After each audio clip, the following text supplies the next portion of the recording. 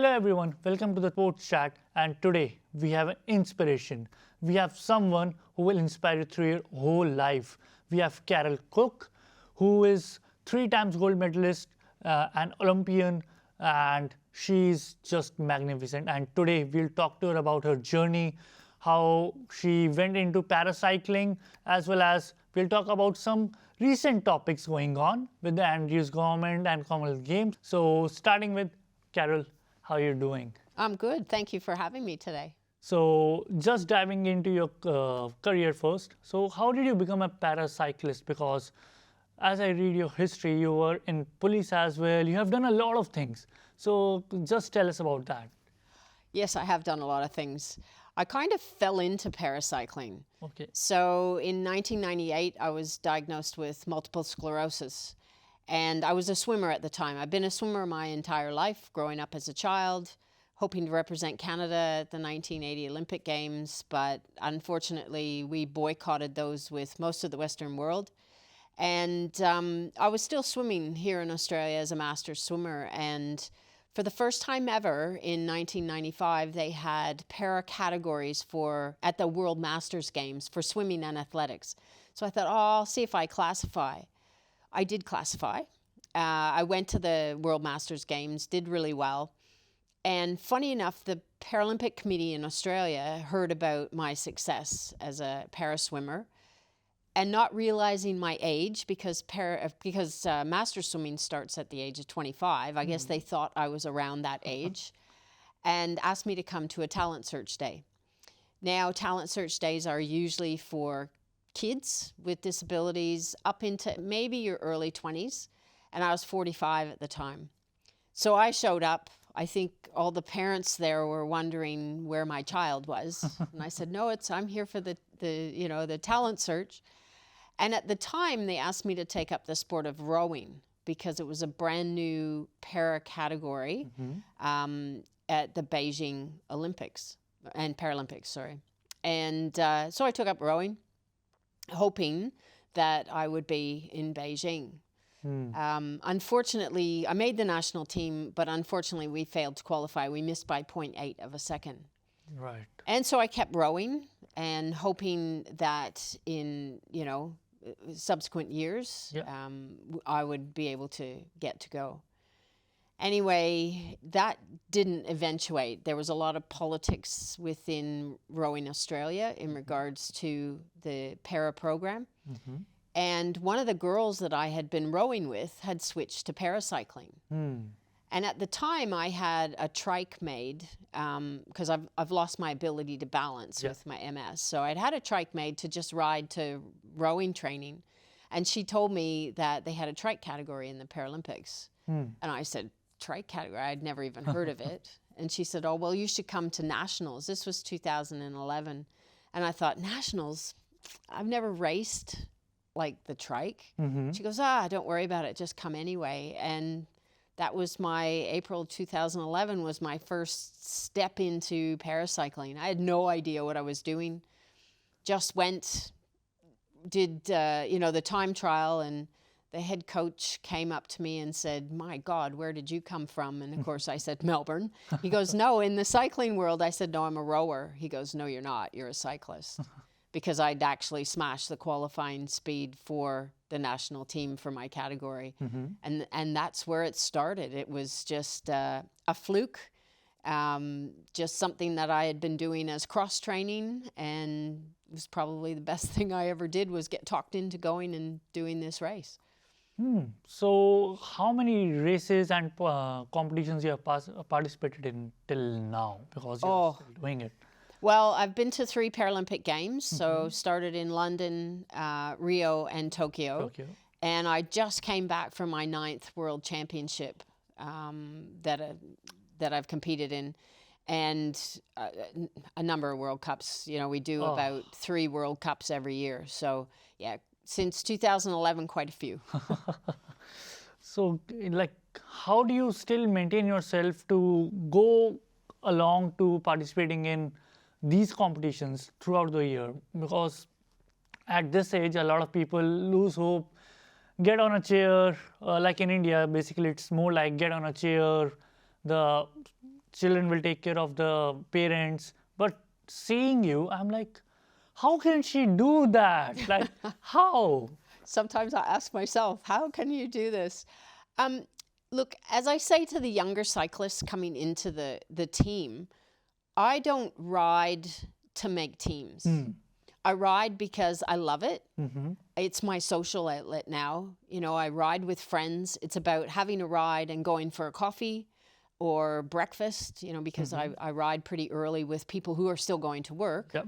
And it's about keeping fit. And to be honest, with my MS, it's keeping me walking. So the more the more exercise and the fitter I can be, then the better I'm able to deal with the MS symptoms. Yes. And I honestly believe that if I wasn't doing some kind of sport, I'd probably, I was in a wheelchair full time, 2001, 2002, and I'd probably still be in that chair. And I don't want to revert back to it. Yep. You know, I use a chair, especially when we travel for long distances, because my walking is pretty crap at the moment.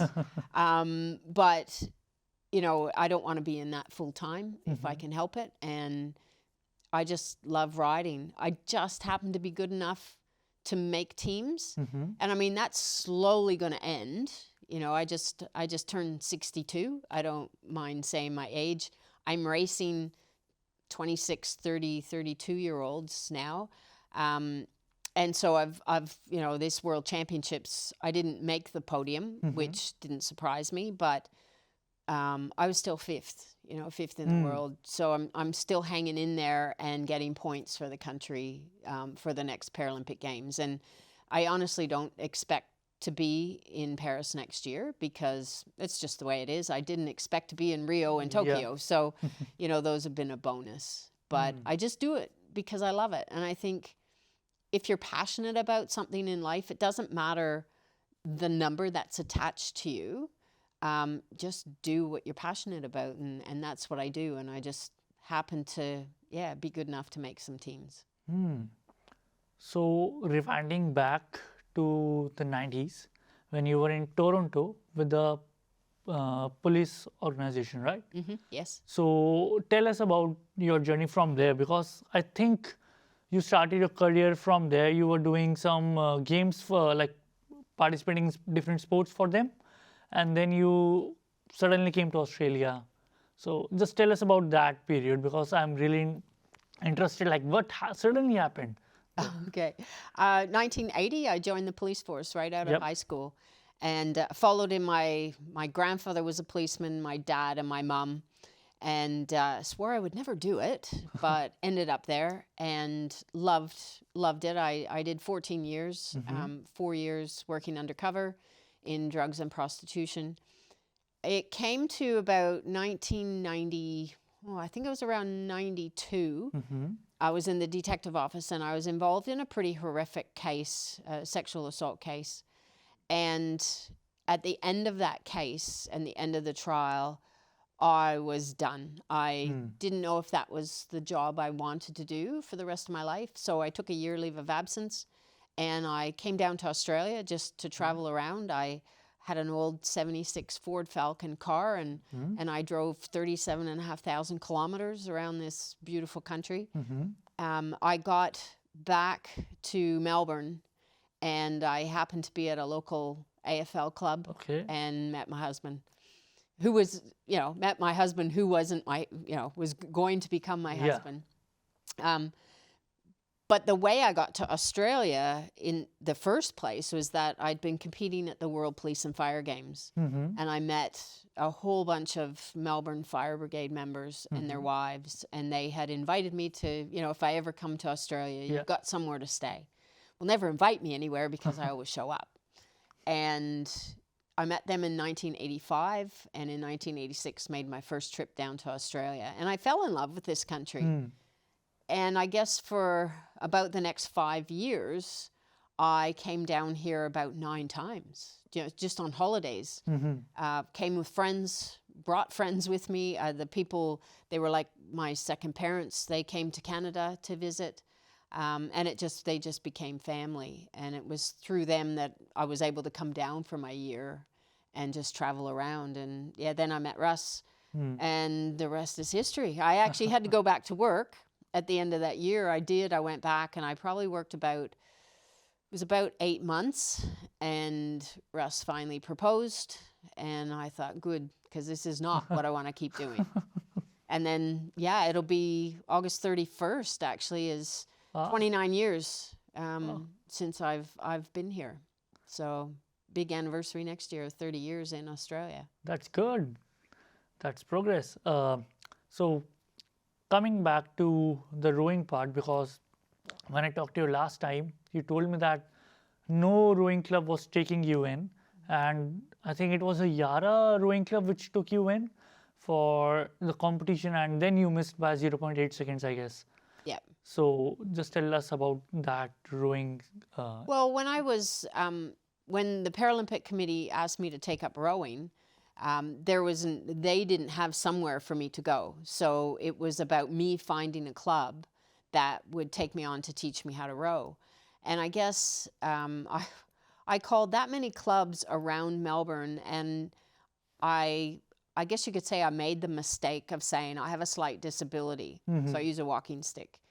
And as soon as that word disability was mentioned, I got, sorry, we can't help you, and they'd hang up. I think people are scared of that word. And I finally called the Yarra Yarra Rowing Club, and I said the same thing. I have a slight disability, and the guy said, do you think you can get in the boat? And I said, yeah, I might need help getting out, but I can get in. Even if I fall in, I can get in.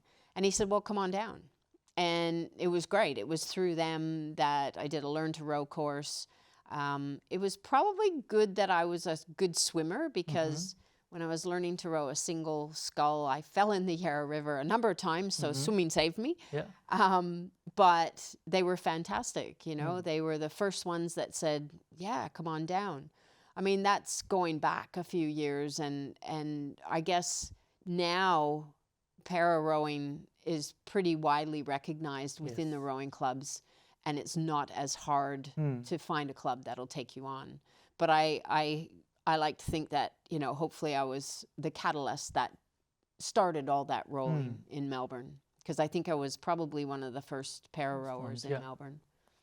So, like, how much preparation, mental and physically, does it take to prepare, for example, an Olympic game, or like the whole tournament of Olympic tournament? Oh, look, I mean, you know, you have to be, whether it's Olympics, Paralympics, or World Championships, you have to leave no stone unturned. You have to know that you're going in with physically and mentally in the best shape that you can possibly be. You know, I had for example, like just the World Championships, I had a crash in January, which I completely dislocated my right-hand shoulder and scapula, and had surgery to pull everything back together. So I was off the bike for, you know, almost 3 months on the road. But trying to come back, you know, you have to do everything that's possibly, you know, able to do. So it's about having a huge team around you, and making sure that you're looking at physio, you're talking to somebody about mentally how you're feeling. You're eating the right foods. So I had a nutritionist. I'm lucky my husband's a really good chef. So he was looking at, you know, helping with the food and making sure I'm eating the right things, getting enough sleep, you know, making sure you're recovered from day to day, and making sure you're putting in the effort within training, you know. So I've got that many people in my corner: a physio, a doctor, a nutritionist, a gym coach, a cycling coach, and they all have their part to play. But you have to be pretty open and honest with everybody about how you're feeling physically and mentally, and be able to wrap all that together. So how much pressure is it, like when you represent your country in Olympic Games? How much pressure does consume you, because you are in a place where you are, if you do something or like even 1% thing wrong, it's gone. The dream of winning Australia is gone. So how much pressure you feel, like how much pressure you feel when you are cycling? I don't think I call it pressure Okay. because I'm loving what I'm doing. And I know that I do as much as I can to possibly be the best that I can. And you hope that everything's going to go right on the day.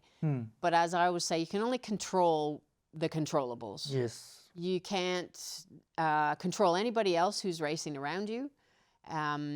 You can't control the weather. You know, you can only control what you can do. And so I think it's about learning to just focus on yourself and not focus on the outcome. You know, I don't go into it saying I am going to win gold. You want to, you want to be on that podium and you want to do the best that you can.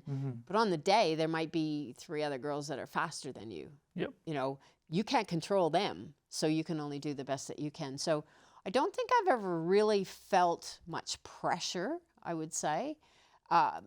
If anything, especially from outside factors, if anything, you put pressure on yourself to do the best that you can.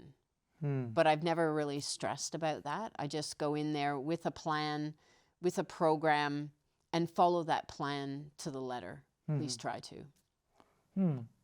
So when you say that you prepare a plan and a program, so is it like you read other Olympians' videos as well?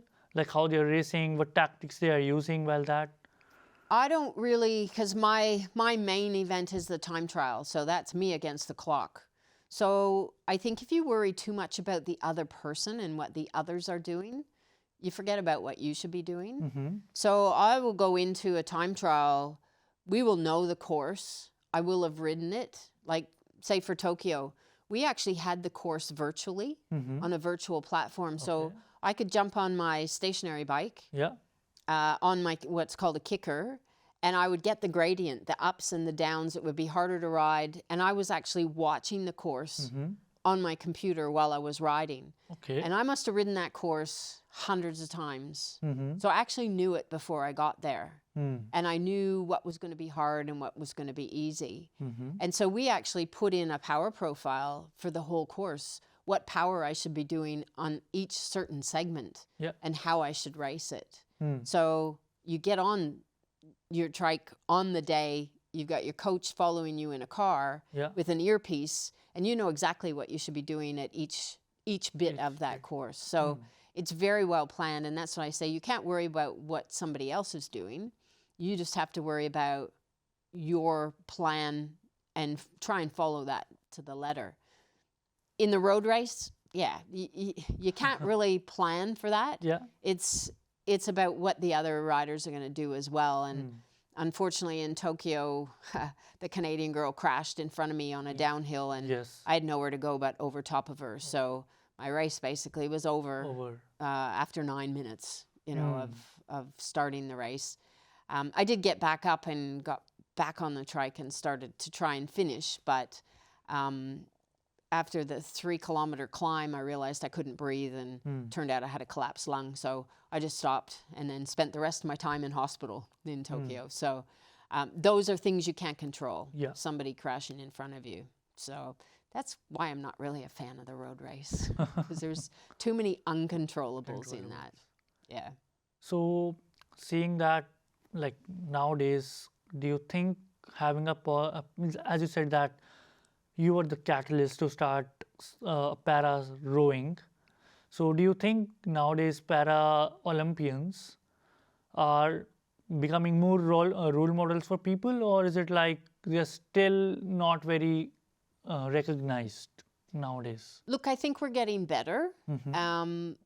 I think it started, for me, 2012, the London Paralympics was massive over in London, and the publicity that Paralympians got, and they actually proved that there were more people coming through the gates into the Paralympic Park than they had for the Olympics. There were very few tickets left unsold out of thousands of tickets for the whole games. We couldn't even get to watch our teammates compete because we couldn't get in. There were no seats available in other sports.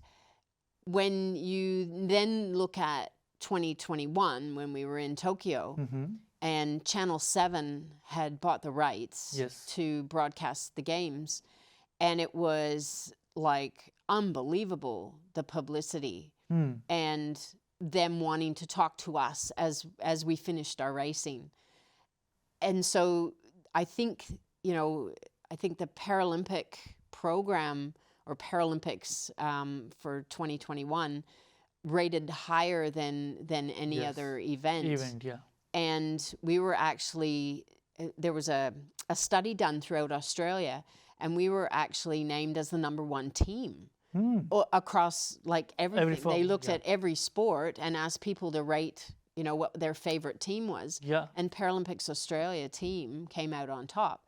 So to see that change, from 2012 and people going, oh, you're a what? To 2021 being named the best team. So we're slowly getting there. And I think that we're finally being looked at as elite athletes, not just, those poor disabled people trying a sport or giving it a go. We train just as hard as Olympians. You look at elite riders, cyclists who are on the world tour team. I probably, for my discipline, train just as hard as they do for their discipline. And that's starting to be noticed. Everybody, I remember when I first started riding a tricycle, and it's like a normal bike, but it's got 2 wheels at the back, and it's like a little kid's tricycle, I say, on steroids. And the number of stupid comments I would get out on the road about, oh, well, that looks nice and easy. I wish I could ride one of them. And the more people I've let try to ride the trike, the more they realize, oh, geez, this isn't easy at all. It's completely different than riding 2 wheels and a lot harder. And so that's people are starting to notice that. So beyond sports, what are your passions and what other initiatives you have started? Because I know that you are a very vocal person. You go to conferences, you go to events which call you as a guest, and you have, I think, MS 24-hour swimming, something like that. Yeah, in I guess it was 2001. I started the 24-hour mega swim, which was a team event. Yep. Teams swim for 24 hours to raise money for a program that MS runs called the Go for Gold Scholarships. And what that does is it gives people with MS the chance to apply for a scholarship, to follow a passion, to do something that they might not necessarily be able to afford to do. And that could be anything. It could be across the arts, sport, it could be education, it could be just being able to rejig your kitchen so you can cook better because of your MS. And I'm proud to say that since 2001, I think I retired from running the events in 2021, or 2020, which was the 20th anniversary. But it's now evolved into the mega event space with MS. And the mega swim itself has raised over $11 million in those years. But it now takes on triathlon, and it takes on squash and racquetball, badminton, and I think just in the past, I think it was this past weekend or coming up, they're doing an MS mega event. You can do anything you want. It can be knitting or crocheting for 12 hours and you're raising money. So it's really evolved since then. So I'm pretty proud of that legacy that I started there. But I am a professional speaker. So I speak to corporates and schools. I love speaking to kids just to let them know that we all have a force within us that we can harness and do anything that we want to if we believe in our abilities and believe in ourselves. So I love getting that across to people, and so that's a real passion of mine as well. So talking to you about children or students right now, what advice would you like to give them so that they can have the resilience, the hard workness, and other qualities you have, they can use it in their career to go forward? Well, I think, none of us are born with resilience. Yep. I think we have to learn it and we have to practice it. And I think I was 9 years old when I learned about resilience, and I had tried out for an elite gymnastics club. Gymnastics was my life at that age. And I got told I was too fat for gymnastics and that I could never do it. And I learned a couple very good lessons from my mom that day. And when I was at home in tears, she just held me up and she said, look, never let anybody tell you what you can and can't do. If you want to do gymnastics, then keep doing gymnastics. And then the second piece of advice was that she said, if you want to go to the Olympics, just try another sport. So at that point, she was teaching me to think outside the square. And I've used those lessons throughout my entire life. If something doesn't go right, if you're trying to do something that doesn't go right, think about how you can do it in a different way. And this is one of the things I talk to school kids about. You know, you have to believe in what you want to do, and you have to believe in your own abilities. Because if you don't believe in your abilities, nobody else will. And if something doesn't go right, think about how you can do it in a different way. And that's for adults, for anybody. It doesn't matter what age you are. You know, just don't give up. If you're really passionate about doing something, just try doing it in a different way, because that builds our resilience. And the more we try new things, whether we fail or not, we build our resilience. Because I honestly believe without failure, you won't have success, because you won't find that right way to do it. And so that's the advice I give to people. Don't fear failure. Just believe in what you can do. And if it's not working one way, then try it another. One more question. So, like, if we believe in ourselves, do you think sometimes it's meant to be as well? Because people say that, yeah, I believe in myself, but they also say that on the other side, that it was meant to be for me. That, yeah, I'm in this position or in this area of work, or like, for example, Virat Kohli, he always says that he has belief, but he always thinks that it was meant to be because the experiences he had. Well, when you say it was meant to be, that they didn't make it or they did make it? They did make it. They did make it. Yeah. I think we make our own luck. Yes, certain doors have to open for you. And I remember when I was little and my dad saying, oh, don't worry, another door will open.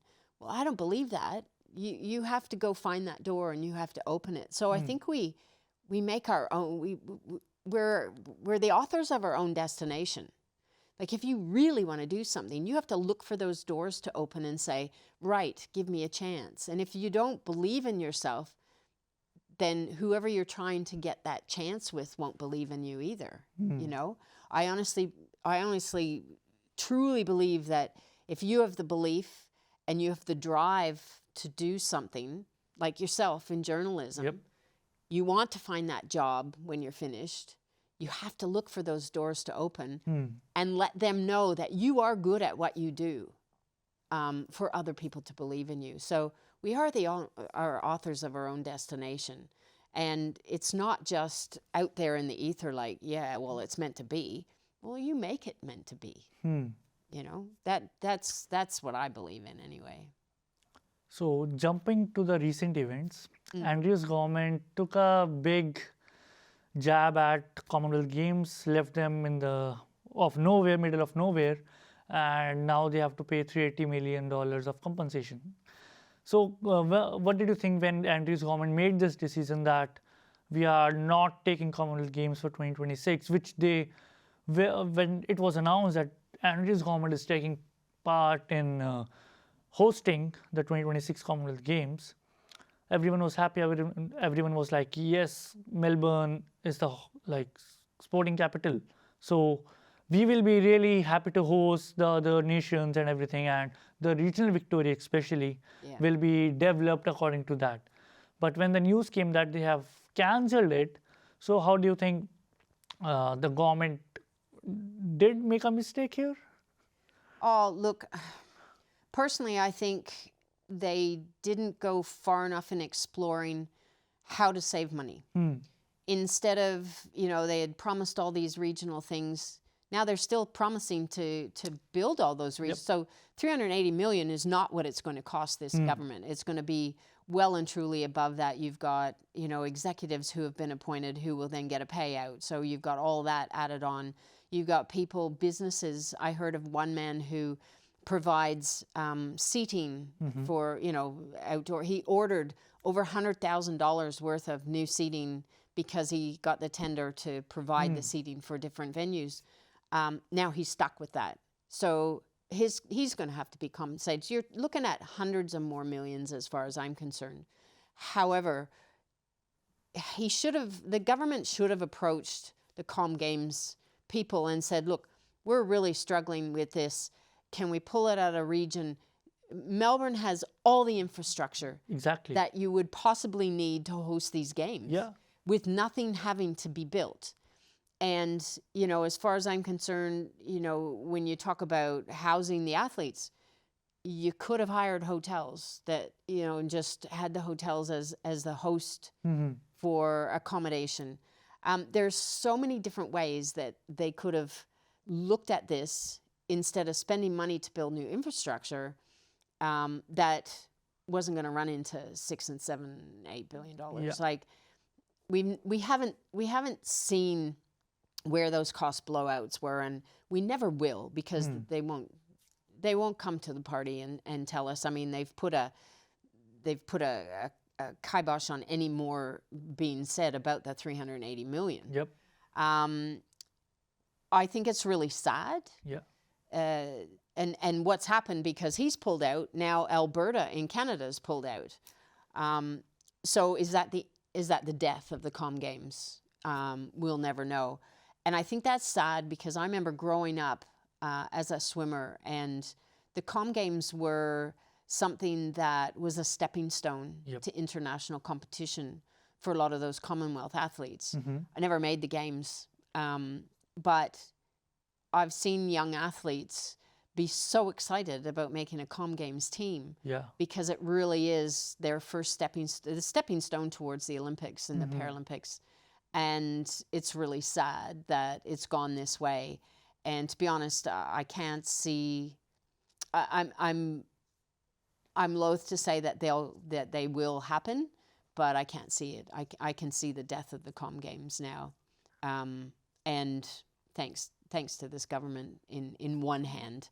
I mean, they were slowly declining, but the fact that they've cancelled but 380 mil, that's the tip of the iceberg. That's nothing. What did we pay, you know, to guarantee we were getting them? We don't know that. What have we paid out for already?